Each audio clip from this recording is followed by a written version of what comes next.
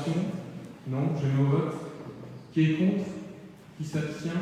C'est adopté, je vous remercie. Délibération suivante, Sandrine Prud'homme. Il s'agit de la signature d'une convention entre la Société d'aménagement foncier et d'établissement rural et la collectivité actant l'accès au portail Vigifoncier. La commune de Bouët-la-Bussière souhaite préserver et maintenir le caractère rural de la commune. Pour cela, des zones classées naturelles et agricoles du plan local d'urbanisme de la commune ont été créées. La SAFER assure des missions de service public. Elle contribue à la mise en œuvre du volet foncier de la politique d'aménagement et de développement durable du territoire rural. Elle œuvre prioritairement à la protection des espaces agricoles, naturels et forestiers et favorise le développement de l'agriculture et de la forêt. Elle concourt par ailleurs à la diversité des paysages, à la protection des ressources naturelles et au maintien de la diversité biologique et assure la transparence du marché foncier rural. Afin de pouvoir bénéficier des informations en temps réel portant sur les cessions de biens situés en zone agricole et naturelle, celles-ci seront transmises par le biais du portage Internet Vigifoncier, pour lequel la commune disposera d'un identifiant et d'un mot de passe personnalisé. La commune s'engage à verser à la SAFER un forfait annuel de 900 € hors taxe. Je vous remercie. Merci, pas de questions. Qui est contre? Qui s'abstient? C'est adopté, je vous remercie. Délibération suivante, Sandrine Prud'homme. Il s'agit de la signature d'une convention relative au transfert dans le domaine public communal des équipements et espaces verts pour le quartier du Stade Parc, rue Lucie et Raymond Aubrac. La SAS Élysée et la SCCV Brasseur, représentées par M. Antoine Drapier, dont les sièges sociaux sont respectivement situés à l'Homme, se sont portés acquéreurs d'une parcelle de terrain cadastrée AY 73 d'une superficie de 19 415 m² située dans le quartier du Stade Parc. Cette acquisition a pour objectif de construire une résidence intergénérationnelle de 80 appartements répartis sur 4 niveaux, 38 logements de type 2, 33 logements de type 3 et 9 logements de type 4. Le rez-de-chaussée étant réservé pour les espaces communs résidentiels, d'une salle de convivialité accessible au public et d'un espace bien-être non accessible au public. Un béguinage de 7 logements au rez-de-chaussée constitué de 2 bandes de logements donnant sur les jardins et parkings intérieurs à la parcelle. La SAS Alizé a déposé un permis d'aménager numéro 22.1 en date du 10 juin 2022 et la SCCV Brasseur a déposé un permis de construire numéro 22.8 en date du 17 juin 2022 relatif au projet de construire les 87 logements. Afin de pouvoir procéder à l'instruction et à la délivrance de ceux-ci, il apparaît nécessaire de signer avec les sociétés les conventions établies en application des dispositions des articles R332-15 et R431-24 du Code de l'urbanisme en vue de l'incorporation dans le domaine public des équipements et espaces communs comme repris dans la note descriptive du permis de construire et dans la note de présentation du permis d'aménager ci-jointe. Les conventions ont pour objet de définir les conditions et les délais d'incorporation dans le domaine public communal d'une partie des équipements, des espaces communs du permis d'aménager et permis de construire. Une liste exhaustive des ouvrages à reprendre vous est listée dans la délibération. Dans le cadre du permis de construire, susviser la superficie des espaces à rétrocéder à la commune pour une incorporation dans le domaine public est de 374 m², correspondant aux places visiteurs. Dans le cadre du permis d'aménager, la superficie à rétrocéder à la commune pour placement dans le domaine public est de 5 726 m². Ces transactions pourraient s'effectuer conjointement, moyennant l'euro symbolique. Précision étant faite que le conseil municipal sera amené à se prononcer préalablement à la signature des actes des ventes correspondantes. Je vous remercie. Merci beaucoup. Donc c'est le projet qui a été présenté avant l'ouverture du conseil municipal. Pas d'opposition, pas d'abstention, c'est adopté, je vous remercie. Délibération suivante, Sandrine Prud'homme.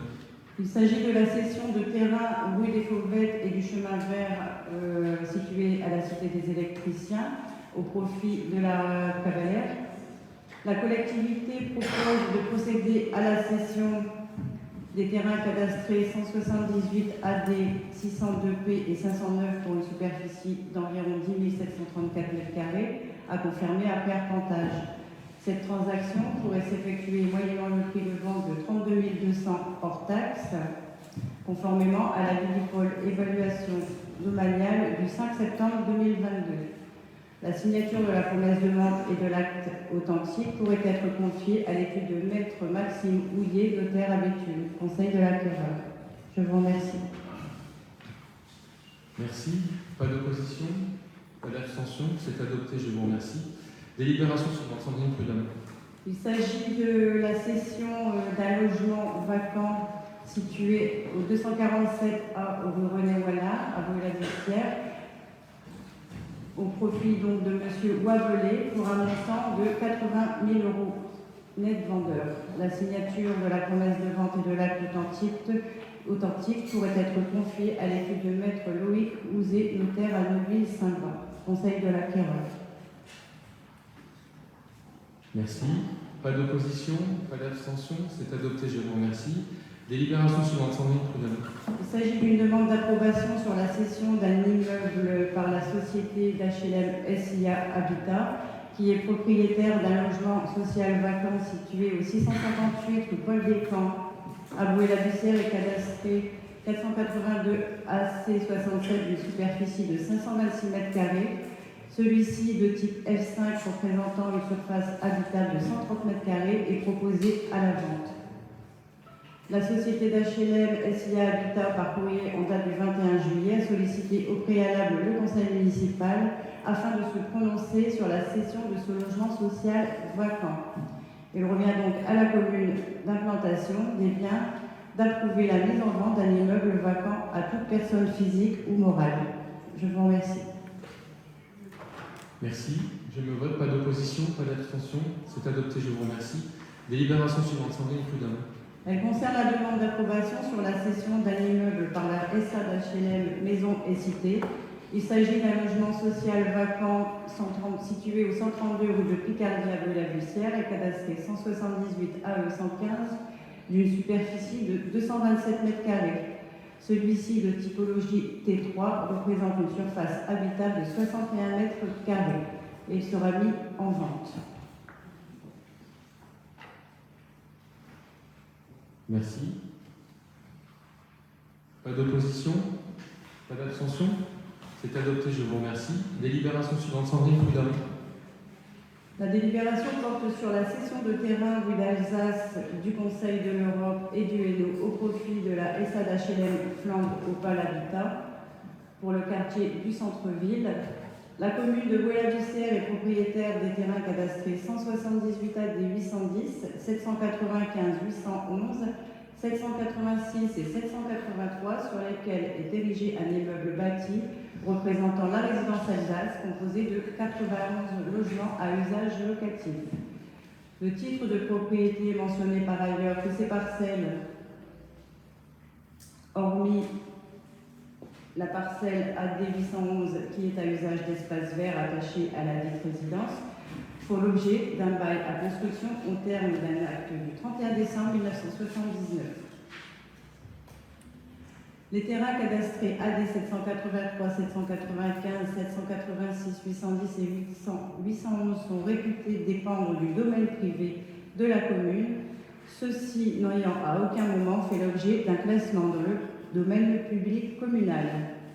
Ainsi, l'ensemble des biens appartenant à une personne publique qui ne relève pas de son domaine public ou qui, bien qu'affectés à l'usage du public et appartenant à une personne publique, relèvent du domaine privé. Les parcelles cadastrées AD 783, 795, 786, 810 et 811 qui constituent l'emprise de la résidence Alsace sont réputées dépendre du domaine privé de la commune, conformément à l'article L2211-1 du Code général de la propriété des personnes publiques. Dans le cadre du nouveau programme national de rénovation urbaine, la résidence Alsace est vouée à la démolition.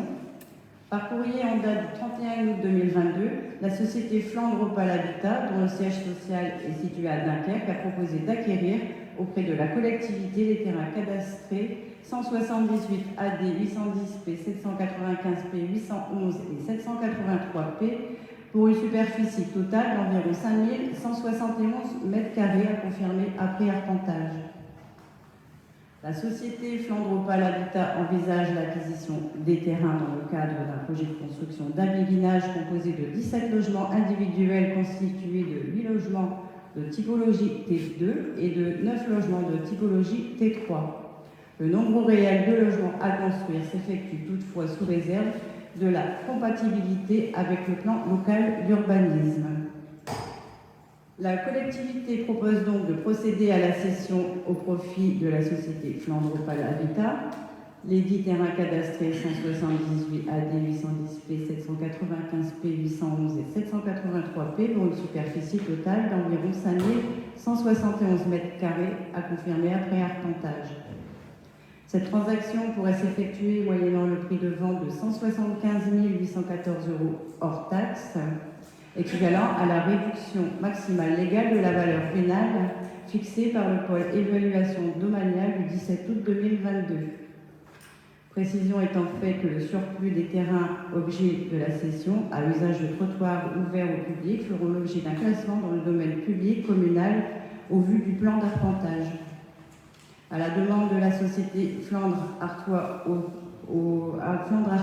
Habitat, la cession pourrait s'effectuer sous réserve des clauses qui vous sont reprises dans la délibération. La signature de la promesse de vente et de l'acte authentique pourrait être confiée à l'étude de Maître Mathieu Fumery, notaire à Arras, conseil de l'acquéreur. Je vous remercie. Bien, merci beaucoup. Donc, il s'agit d'un projet de béguinage porté par le bailleur Flandre Opal Habitat à la place de l'emprise de l'actuelle résidence Alsace en centre-ville, qui est vétuste. Il reste encore 4 locataires, donc le relogement s'accélère. Donc, d'ici quelques semaines, la résidence sera entièrement vide et donc la démolition après va suivre, la démolition de cette résidence. Et le bailleur Flandre Opal Habitat va enchaîner après la démolition avec la construction de ce béguinage avec 17 logements, dont des logements T2 et des logements T3. Est-ce qu'il y a des oppositions, des abstentions sur cette délibération? Non, c'est adopté, je vous remercie. Délibération suivante, décision modificative. Sandrine Prudhomme. Oui, cette délibération concerne donc la section d'investissement avec des modifications qui portent sur des crédits initialement votés tels que l'aménagement des espaces publics et les opérations diverses de voirie.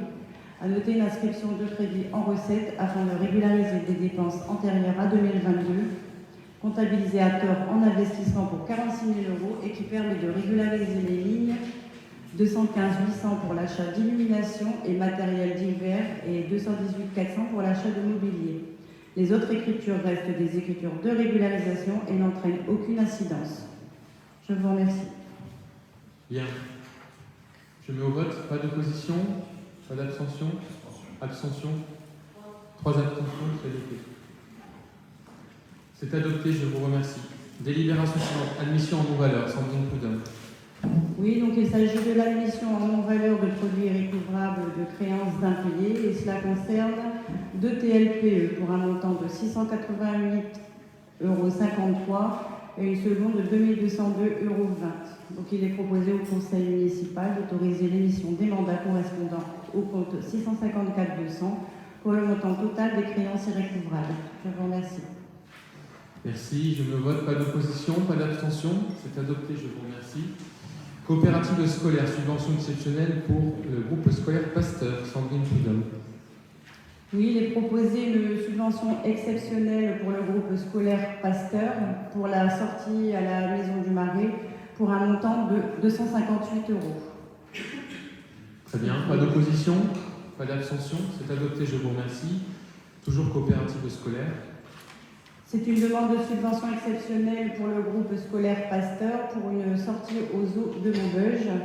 Et cette subvention s'élève à 178,88 €. Merci. Pas d'opposition, pas d'abstention, c'est adopté.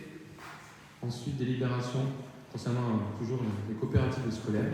Oui, c'est une subvention exceptionnelle pour le groupe scolaire Pasteur pour la sortie au château de Versailles. Et cette subvention s'élève à 158,24 €. Pas d'opposition, pas d'abstention, c'est adopté, je vous remercie. Délibération suivante. Une demande de subvention exceptionnelle pour le groupe scolaire Pasteur pour une sortie au château de Versailles.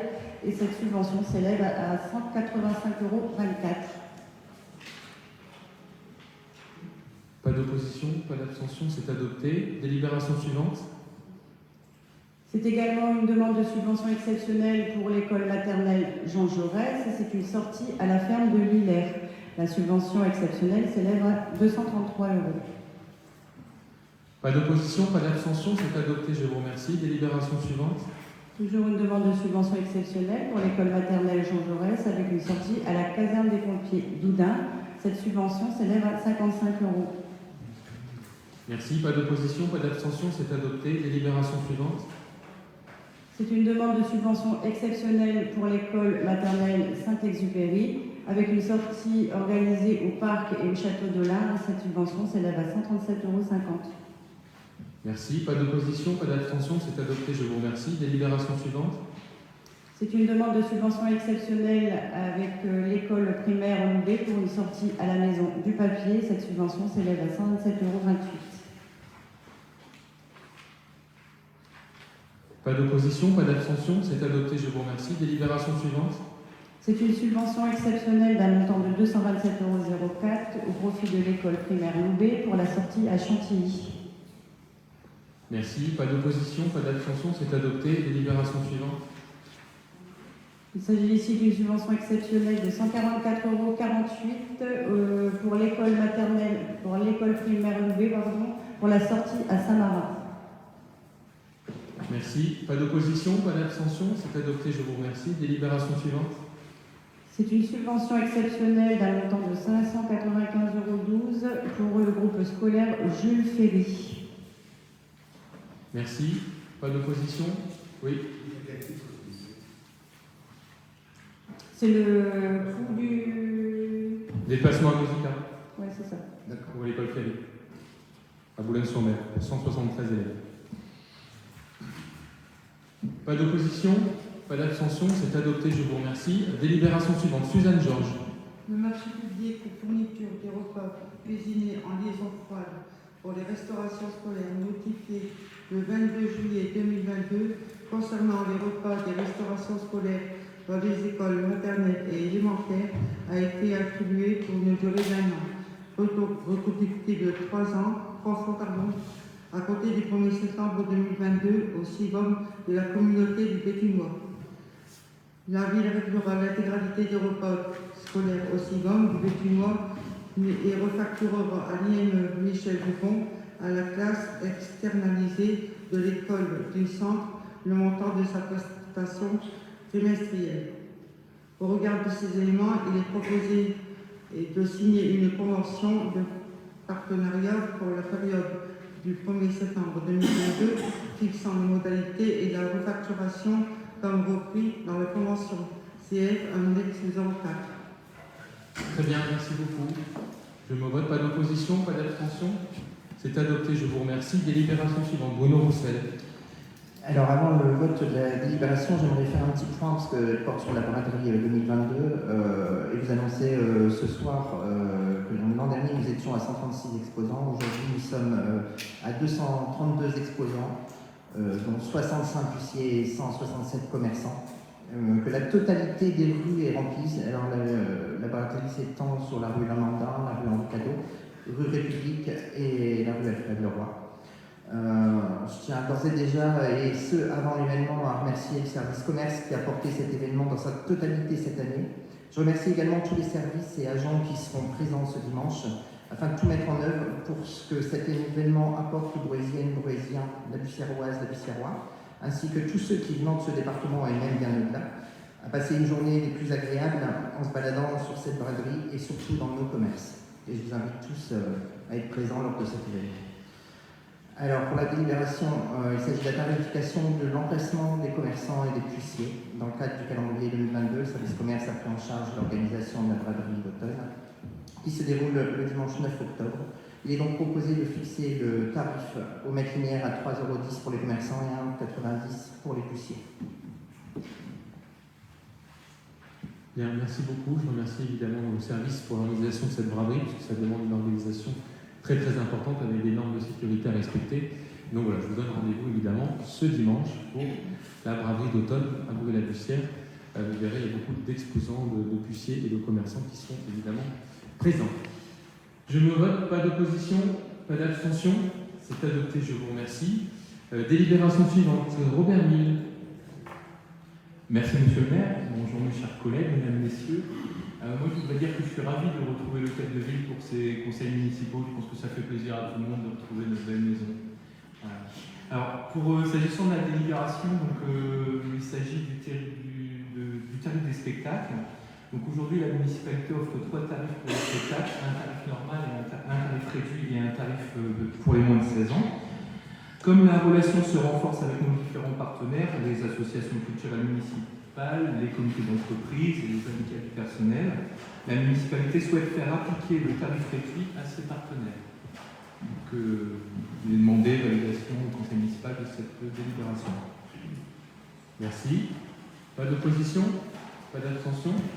C'est adopté, je vous remercie. Délibération suivante, Robert Mille. Alors, il s'agit toujours du tarif des spectacles, et cette fois, il s'agit de la création d'un tarif social.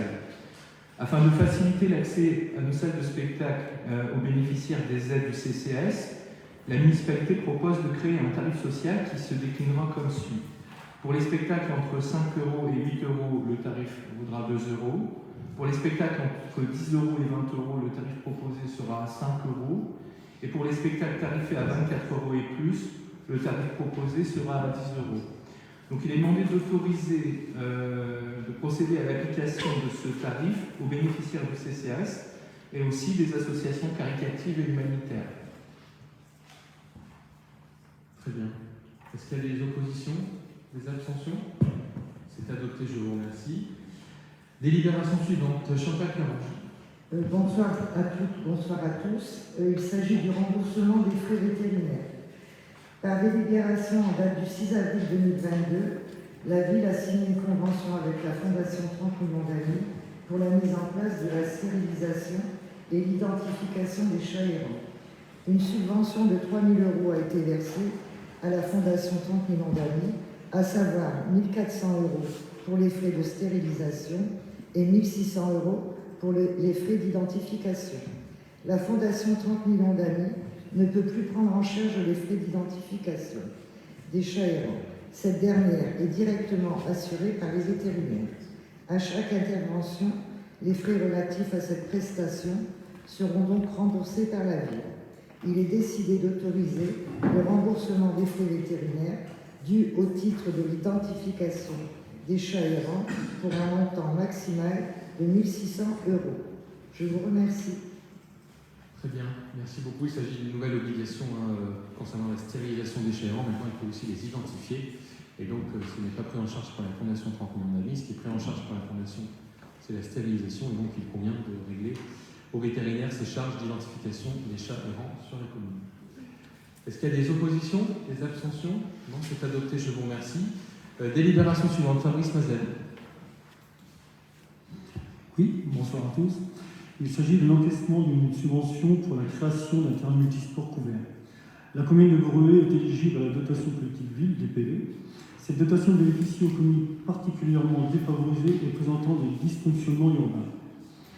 Au regard de la nécessité de procéder à la création d'un terrain multisport au sein d'un quartier carencé en équipements sportifs, la commune a présenté le dossier de création d'un terrain multisport couvert au titre de la dotation politique ville pour l'année 2022 et a obtenu une subvention à hauteur de 34,55% de la dépense totale.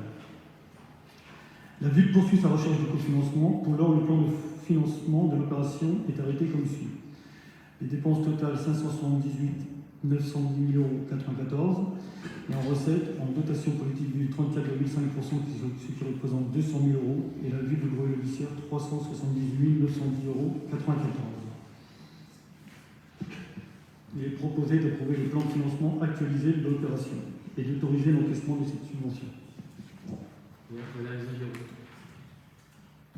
Mais elle, c'est dans quel quartier? C'est à côté de l'école basique. À côté de l'école basique. C'est l'ancien terrain de Brest. En fait, c'est pour apporter un équipement, parce qu'actuellement, à l'école basique, l'école forte n'ont pas de salle de sport, et donc on souhaite apporter un équipement avec des financements dans le cadre de la politique de la ville pour ces deux écoles.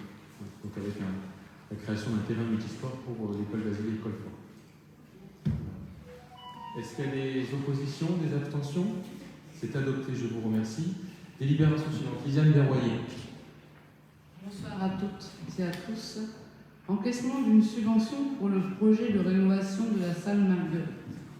La commune de Breuil-la-Bussière est éligible à la dotation politique de la ville, créée en 2014, pour les opérations s'inscrivant nécessairement dans le cadre des actions prévues dans le cadre du contrat de ville. Au regard de la nécessité de procéder à la rénovation d'une salle communale, la commune de Breuil-la-Bussière a présenté le dossier de rénovation de la salle Marguerite au titre de la dotation politique de la ville pour l'année 2022 et a obtenu une subvention à hauteur de 72,75% de la dépense totale. Dotation politique 150 000 € et la ville de Breuil-la-Bussière 56 190,35 €, qui fait un total de 206 190,35 €. Aussi, il est proposé d'approuver le plan de financement actualisé de l'opération, d'autoriser l'encaissement de cette subvention. Bien, merci beaucoup. Donc en fait, à côté de la salle des Marguerites, actuellement, il y a un logement qui est abandonné. Et donc l'objectif de cette rénovation, c'est de faire une cuisine à la place de ce logement qui est abandonné afin d'agrandir un peu la salle et d'avoir une nouvelle salle rénovée. Donc les travaux sont prévus en septembre 2023. Donc là, il est proposé d'approuver le financement puisqu'on a 72% de financement dans le cadre de la politique de la ville pour la rénovation de cette salle des Marguerites. Je pense, vu la demande de salle municipale sur la commune, le fait d'agrandir et d'avoir une cuisine toute neuve à la place du logement qui est aujourd'hui abandonné, je pense que ça va apporter un plus pour cette salle. Est-ce qu'il y a des oppositions, des abstentions? Non? C'est adopté, je vous remercie. Délibération suivante, Lisiane Berroyer. Oui, c'est la même délibération que la précédente, et là c'est pour la rénovation de la maison des associations. Donc la dotation politique de la ville a obtenu à hauteur de 81% de la dépense totale. Donc la dotation politique est de 83 737,35 €, et pour la ville de Breuil-la-Bussière, 20 934,34 €, ce qui fait un total de 104 671,69 €. Donc c'est pour le remplacement des menuiseries. Donc il est proposé d'approuver le plan de financement actualisé de l'opération, d'autoriser l'encaissement de cette subvention. Bien, merci beaucoup. Et j'en profite pour remercier les services qui sont à la recherche permanente de subventions, puisque si on peut multiplier les investissements et les projets, c'est parce que nous sollicitons aussi d'autres collectivités, le département, la région, mais aussi les services de l'État, afin d'obtenir des subventions, afin de nous permettre de multiplier les projets sur la commune de Breuil-la-Bussière. Je me vote. Y a-t-il des oppositions, des abstentions? Oui, Mme Ziguero. Desroyers, est-ce que vous pouvez nous dire quelles sont les associations qui utilisent la maison des associations? Donc là, il y a... On peut vous donner la liste si vous voulez, on n'a pas la liste. Ouais. Voilà, il y a plusieurs associations de la commune. Il y a déjà les syndicats, Ouais, le les CFDT, CGC. Ensuite, il y a le Yakta polonais, Voilà, on vous donnera la liste. On vous donnera la liste des associations. Voilà, enfin, en tout cas, je peux vous dire qu'il y a une forte demande. Il y a une forte demande des associations pour disposer d'un local. Et donc l'objectif, c'est de rénover les menuiseries pour permettre aux associations d'avoir des locaux et de travailler dans de bonnes conditions. Parce que les menuiseries sont vraiment en mauvais état. Et en fait, c'est du bois et tout s'écaille. Et en fait, il y a une perte d'énergie. Donc je mets au vote. Qui est contre? Qui s'abstient? C'est adopté, je vous remercie. Délibération suivante, Suzanne Georges. Pour l'année 2022, le Conseil départementale a souhaité contribuer à la réussite éducative des enfants du Pas-de-Calais par le biais d'un appel à projets destinés aux écoles maternelles et élémentaires situées en quartier prioritaire. L'objectif était d'accompagner les collectivités dans les projets favorisant les apprentissages et le bien-être des enfants à l'école. Les travaux pouvaient porter sur, au regard de la nécessité de procéder des travaux de peinture au sein des écoles Jules Ferry et Georges Brassens et à l'acquisition du mobilier pour l'école Brassens, la commune de Brouille-la-Bussière a présenté un dossier à titre de modernisation à l'offre de services offerte aux habitants en quartier prioritaire pour l'année 2022 et a obtenu une subvention à hauteur de 80% de la dépense totale. Donc, pour l'école Ferry des peintures, 33 880,07 €, Brassens, 22 962,83 €, le mobilier de Brassens, 2 570 €, pour un total de 59 412,90 €. Le conseil départemental, 80%, donc 47 530,32 €, et la ville de Brouille-la-Bussière, 20%, 11 882,58 €. Très bien, merci beaucoup. Donc il s'agit aussi d'une subvention alors là, du conseil départemental à hauteur de 80% pour plusieurs écoles. Vous savez qu'on a beaucoup investi depuis notre arrivée dans les écoles, notamment la rénovation des peintures, la rénovation aussi des menuiseries, du mobilier, etc. Et donc voilà, dès qu'on peut aller chercher des subventions, on le fait. Et donc là, une partie des travaux a déjà été réalisée cet été dans plusieurs écoles de la commune. Est-ce qu'il y a des oppositions, des abstentions? C'est adopté, je vous remercie. Délibération suivante, Bruno Roussel. Alors, la subvention porte sur l'encaissement d'une subvention dans le cadre du FISAC. Dans le cadre du fonds d'intervention par les services de l'artisanat et du commerce, la ville a déposé un dossier pour le financement d'une opération collective en milieu local. Obtenu cette subvention ayant permis et promouvoir et renforcer l'activité économique sur le territoire communal. Le plan de financement définitif de cette opération est arrêté comme suit. Montant des prestations réalisées éligibles hors taxe 104 182,54 €. Subvention accordée hors taxe 7 152,18 €. Il est donc proposé d'approuver le plan de financement définitif de l'opération, d'autoriser l'encaissement de ces subventions. Merci. Pas d'intervention, je me vote. Qui est contre? Qui s'abstient?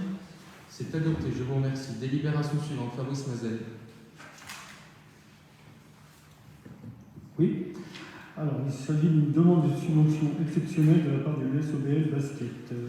L'USOBL Basket a sollicité la ville afin d'obtenir une subvention exceptionnelle pour l'année 2022. Cette dernière permettra à l'association de couvrir certaines dépenses, notamment celles liées à l'indisponibilité du complexe Léo Lagrange pour cause de travaux. Le budget prévisionnel de ces dépenses supplémentaires pour 2022 s'élève à 3 500 €. Merci. Je me vote. Pas d'opposition, pas d'abstention. C'est adopté, je vous remercie. Délibération suivante, Fabrice Mazel. Alors, il s'agit d'une demande de subvention exceptionnelle de la part de Azaki Boxing. L'association Azaki Boxing a sollicité la ville afin d'obtenir une subvention exceptionnelle pour l'année 2022. Cette dernière permettra à l'association de couvrir certaines dépenses pour 2 jeunes Brouésiens qui se sont qualifiés pour les championnats du monde en Hongrie le 14, 15 et 16 octobre 2022. Le budget prévisionnel de ces dépenses pour la participation de cette compétition s'élève à 800 €. Merci. Pas d'opposition, pas d'abstention. C'est adopté, je vous remercie. Délibération suivante. Donc, il s'agit d'un dégât des eaux. Pardon. Il s'agit d'un dégât des eaux qui a eu lieu rue Henri Cadot le 10 septembre 2021. Donc au niveau du chéneau central du bâtiment situé donc au 57 rue Henri Cadot, la commune de Brouille-la-Bussière est copropriétaire non occupant de cet immeuble. Le montant des travaux de réfection de la toiture s'élève à 11 934,35 €. Et comme le prévoit le règlement de copropriété, la refacturation des réparations a été effectuée en fonction des tantièmes de chaque copropriétaire. En raison de ce dégât des eaux, la CPM a réalisé des travaux dans les locaux qu'elle occupe pour un montant total de 1 677 €.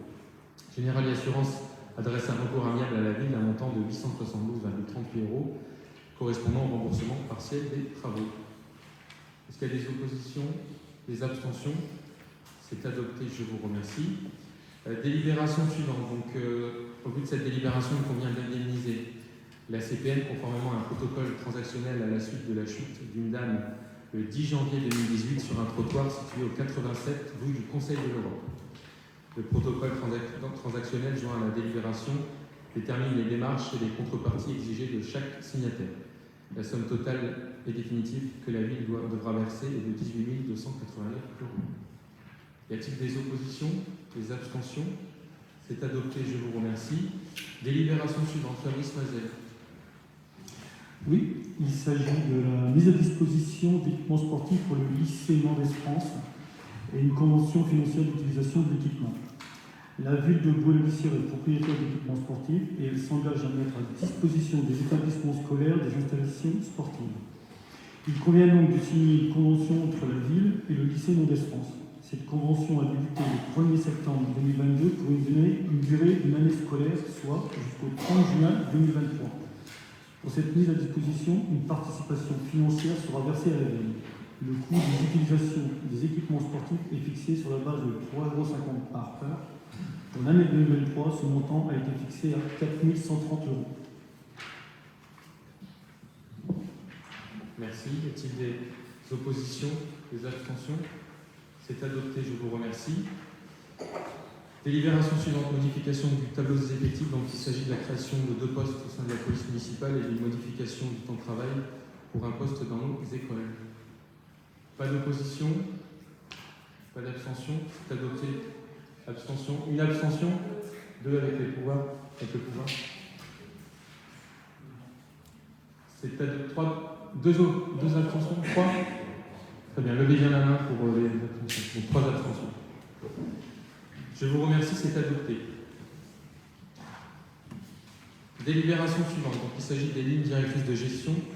Conformément à l'article L 413-3 du Code général de la fonction publique, les lignes directrices de gestion sont arrêtées par l'autorité compétente après avis du comité social compétent.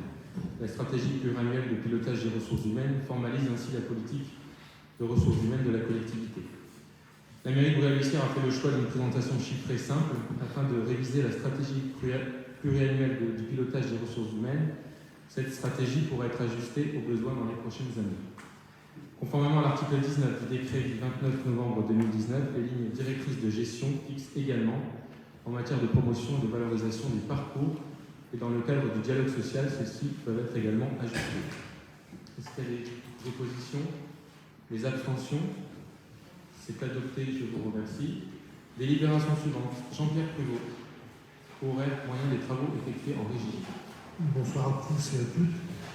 Cette délibération concerne le coût horaire moyen des travaux effectués en régie. Donc, pendant l'exercice 2022, les employés communaux sont amenés à effectuer des travaux qui auraient pu être réalisés par des entreprises. Ces travaux sont réalisés en régie par les équipes techniques et elles permettent d'entretenir et valoriser le patrimoine de la collectivité. À chaque exercice, ils font l'objet d'un traitement comptable de valorisation afin de les intégrer dans l'actif de la collectivité. Ces écritures comptables se fondent sur un coût global comprenant le coût réel des fournitures, mais aussi le coût du personnel technique. Ce dernier est basé sur un taux horaire appliqué au nombre d'heures réalisées par le personnel dans le cadre des travaux en régie. Pour cela, un coût horaire des travaux en régie doit être défini selon la catégorie du personnel. Donc, il est proposé à l'Assemblée délibérante de porter pour 2022 le coût horaire des travaux en régie. Et vous avez le listing des différents personnels employés. Merci. Est-ce qu'il y a des oppositions, des abstentions? C'est adopté, je vous remercie. Délibération suivante. Lydie Surel. Bonsoir. Donc, il s'agit de la délibération concernant le renouvellement du contrat de journaliste. Par délibération en date du 29 septembre 2017, un chargé de mission journaliste-reporter a été recruté sur la base d'un contrat à durée déterminée pour permettre le développement d'outils de communication et d'information adaptés aux attentes et usages des citoyens. Dans ce cadre, les missions assurées sont les suivantes: la mise en œuvre d'une communication externe en adéquation avec les différents vecteurs de communication actuels, site web, Facebook, Twitter, Instagram, etc. La réalisation de reportages photographiques et vidéo, la rédaction d'articles dans le journal municipal mensuel, la rédaction avec les médias, les partenaires institutionnels et les associations, etc. Le contrat arrivant à échéance, il conviendrait de le renouveler pour poursuivre le travail engagé depuis ces 5 dernières années. Pour garantir l'efficacité du travail effectué, il serait souhaitable de porter le renouvellement du contrat à une durée de 1 an. Très bien, merci. Je me vote. Pas d'opposition, pas d'abstention. Oui. 3 abstentions. 3 abstentions. C'est noté. La délibération est adoptée. Délibération suivante. Il s'avère que la reconstitution de carrière d'un agent de la collectivité fait apparaître un rappel d'indice de rémunération depuis le 21 juin 2016. Et donc, il est nécessaire de lever la prescription quadriennale afin de pouvoir régulariser sa situation dans le cadre de cette délibération. Pas d'opposition, pas d'abstention. C'est adopté, je vous remercie. Délibération suivante, Sandrine Prudhomme. Il s'agit du rapport annuel 2021 sur le prix et la qualité du service public pour la Cavalère. Le Conseil communautaire a délibéré le 23 juin 2022 sur les rapports et je vais vous faire grâce de la lecture ce soir puisqu'il vous a été envoyé lors de l'envoi des convocations. Je vous remercie. Merci. Pas d'opposition, pas d'abstention. Délibération suivante. Sylvain de la commission du Bourgogne. Oui, c'est également le rapport d'activité 2021 concernant le CIVOM de la communauté de la communauté du Bruaisis. Et pareil, je ne vais pas faire la lecture, hein, vous avez eu connaissance lors de l'envoi avec les communications. Merci. Merci, pas d'opposition, pas d'abstention, merci beaucoup. Délibération suivante, Jean-Pierre Prudhomme. La délibération concerne le nettoyage de la braderie qui aura lieu dimanche prochain, comme le mentionnaire. Donc il s'agit de signer une convention avec le CIVOM. En résumé, le CIVOM nous fournit des balayeuses, donc elle dispose d'une compétence de balayage mécanisé dotée de moyens techniques et humains. La prestation réalisée par le CIVOM sera le nettoyage des voiries, le passage des balayeuses sur les voiries où aura lieu la braderie, et le nettoyage des caniveaux également et des surfaces de voirie. Le devis s'élève à la somme de 893,50 €. Il est nécessaire de signer une convention pour cela. Merci. Pas d'opposition, pas d'abstention. Je vous remercie, c'est adopté. Délibération suivante, Jean-Pierre Prudhomme.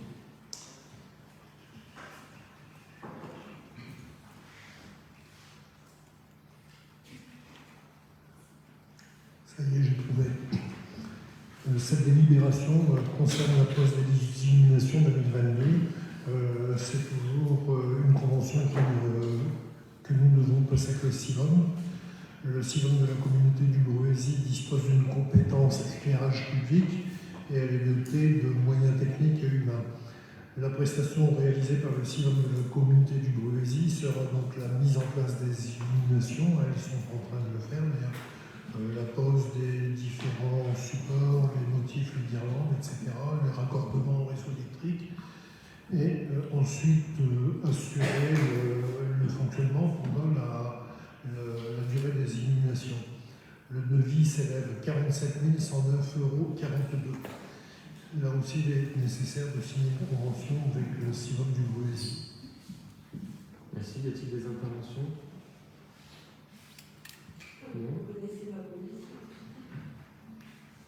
Alors moi je voudrais répondre parce que tout à l'heure vous avez soulevé le sujet, parce que j'entends celles et ceux qui veulent s'en prendre au Tour de France, au sport automobile, aux arbres de Noël et aux illuminations, et j'en passe. Tant les énormités n'ont aucune limite. Si notre pays est dans cet état, c'est parce que François Hollande et Emmanuel Macron ont sacrifié la souveraineté énergétique de la France. Ils sont responsables et aujourd'hui ils cherchent à désigner des coupables et à réduire une nouvelle fois le service apporté à la population. Je le dis, ce sera sans moi, car si nous cédons, dans pas longtemps, on nous demandera de servir des repas froids à nos enfants en plein hiver, on nous demandera de nous réunir en conseil municipal vêtus de combinaisons de ski, de moufles et avec un éclairage à la bougie. Pour ma part, donc, pas question de revenir sur les animations de Noël qui font partie de nos traditions. Alors oui à la vigilance, et croyez-moi, j'appelle souvent le soir l'astreinte de la ville pour dire attention, telle lumière est allumée dans tel bâtiment, pouvez-vous l'éteindre. Nous repasserons aussi les consignes aux associations. Est-ce que vous pouvez me laisser parler? Nous repasserons aussi les consignes aux associations, aux agents, à celles et ceux qui louent et utilisent les bâtiments municipaux. Mais en aucun cas je ne supprimerai les illuminations de Noël, tout comme en aucun cas j'arrêterai l'illumination de notre hôtel de ville. Alors oui aux économies, oui à la vigilance, oui à l'optimisation, mais non au recul du service public, à la suppression de nos traditions que souhaitent celles et ceux qui ont mis notre pays dans cet état. La France décline, nos citoyens ont le moral dans les chaussettes, et l'extrême gauche locale souhaite tout leur supprimer. L'extrême gauche locale qu'évidemment vous représentez. Voilà le vrai visage d'une gauche sectaire, aux abois, mais qui, rassurons-nous, ne représente que 14% aux dernières élections législatives de 2022 dans notre commune. Oui. En matière de donner l'exemple, je vais vous citer un cas personnel. J'ai une voisine qui est écolo. Depuis 15 ans, c'est ma voisine. Depuis 15 ans, quand elle part travailler le matin, à partir du mois d'octobre jusqu'au mois de mars, sa voiture tourne dans le vide alors que c'est totalement illégal. Donc le moteur tourne, donc l'essence. Donc c'est n'importe quoi, mais en fait je le vois. Et si jamais cette voisine sort le soir, elle allume sa lumière extérieure parce qu'elle n'a pas de lampe de poche pour voir. Donc voilà. Donc donnez l'exemple, Madame Zinguiron, et ensuite on vous écoutera. Vous savez, les écolos, c'est faites ce que je dis et pas ce que je fais. Vous en êtes l'exemple, Madame Zinguiron, et vos amis pareils, écologistes à l'Assemblée nationale, ont le même comportement.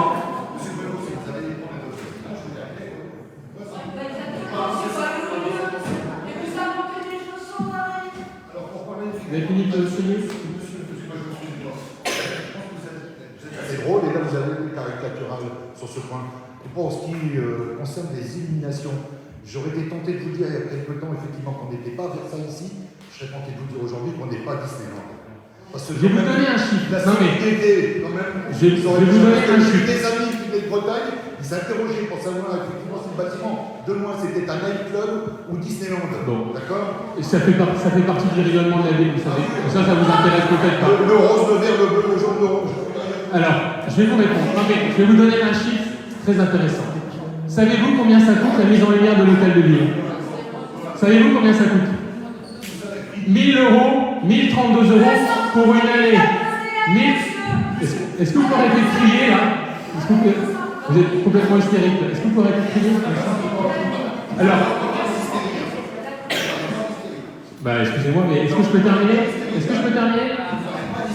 Donc c'est 1 032 € par an pour la mise en lumière de l'hôtel de ville sur un budget total de 600 000 €, vous voyez? Donc vos arguments ne tiennent pas la route, vous voyez?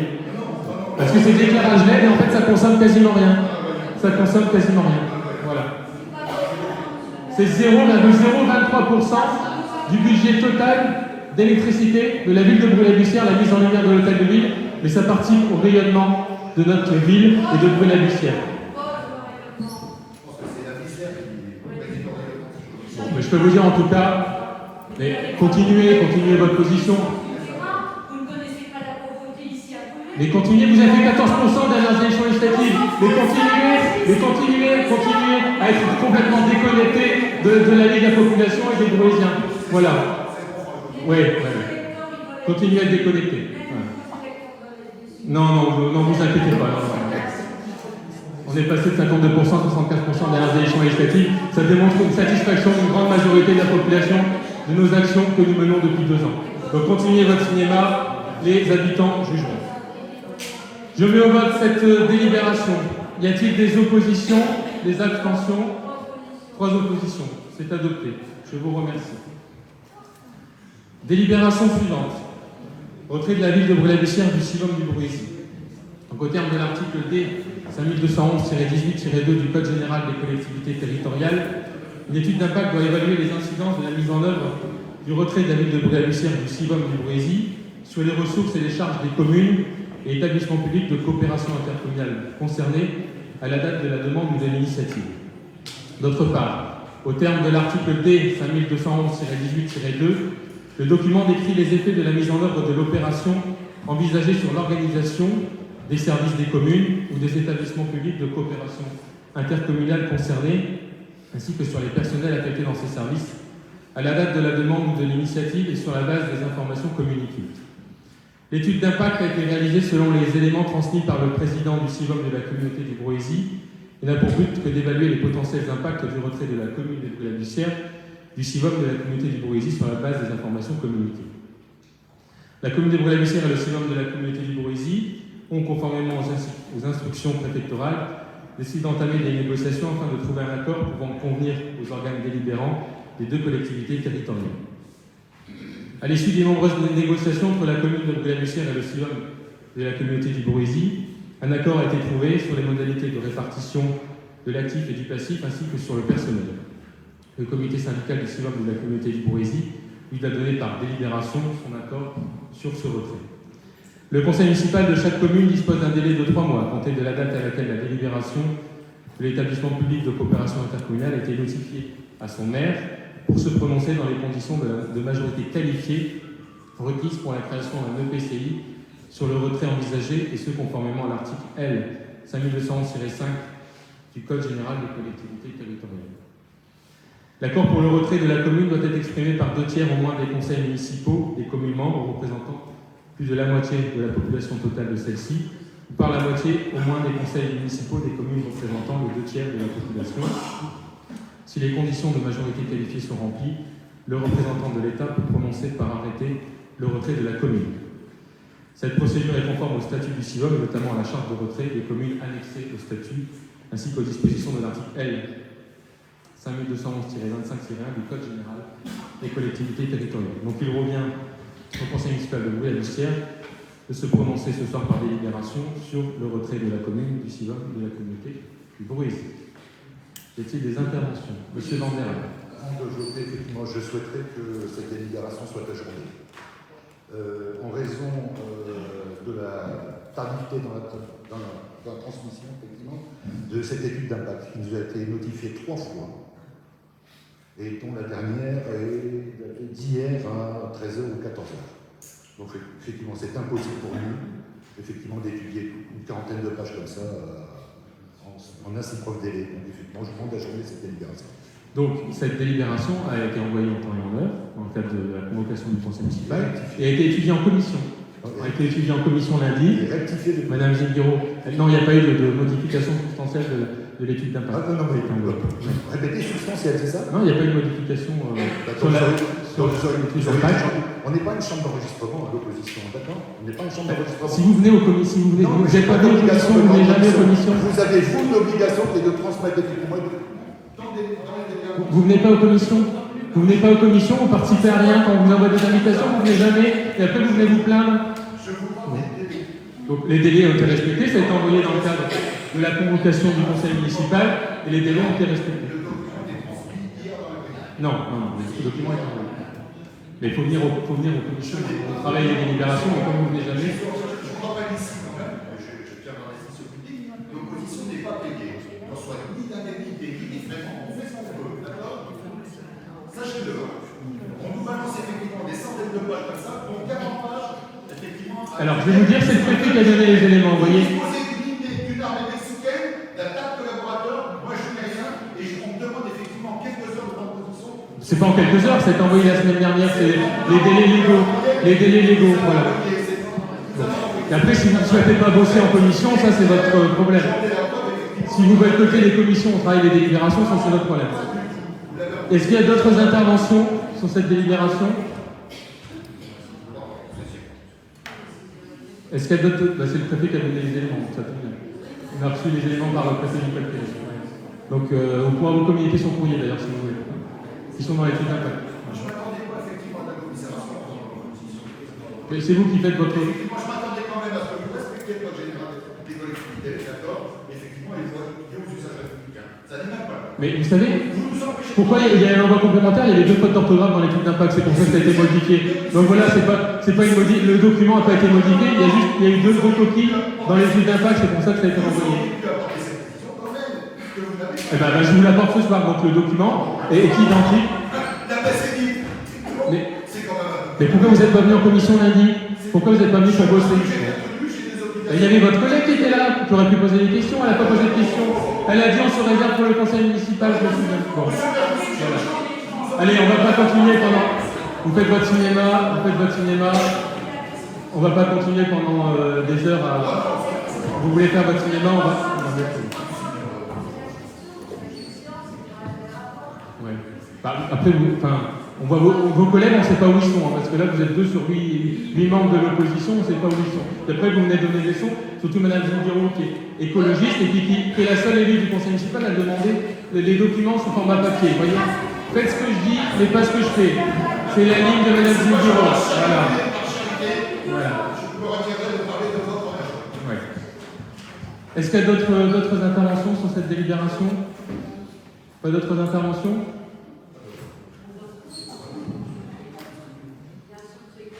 Bon, je mets au vote cette délibération. Qui est contre? Qui s'abstient? Donc, combien d'abstentions? Si vous pouvez lever la main. Je sais que vous n'êtes pas d'accord entre vous, mais si vous pouvez lever la main pour que ce soit clair. Non, mais allez-y, madame. Alors, dites-moi.